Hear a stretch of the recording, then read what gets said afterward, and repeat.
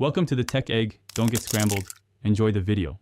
In this video, I will explain how to make alpha ZBrush.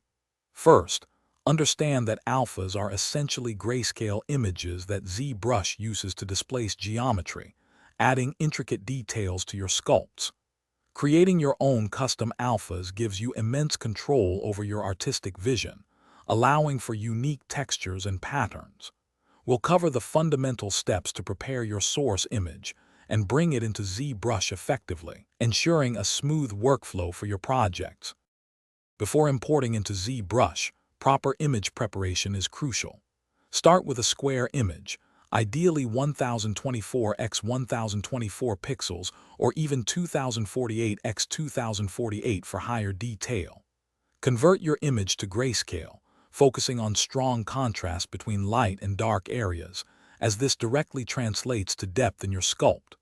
White areas will push out, while black areas will recede. Finally, save your prepared image in a compatible format like PSD, JPG, or BMP. Once your image is ready, open ZBrush and navigate to the Alpha palette.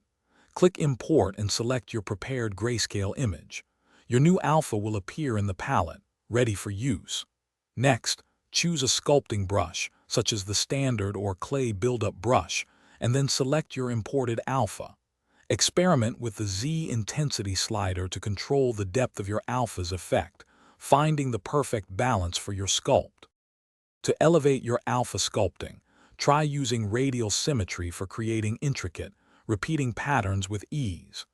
Don't be afraid to combine multiple alphas on a single surface to build up rich, complex textures that add realism and visual interest. Remember, practice is key to mastering these techniques and achieving professional results.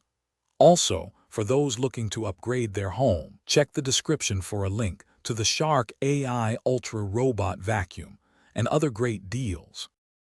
Thanks for watching. Consider subscribing if I helped unscramble your problems.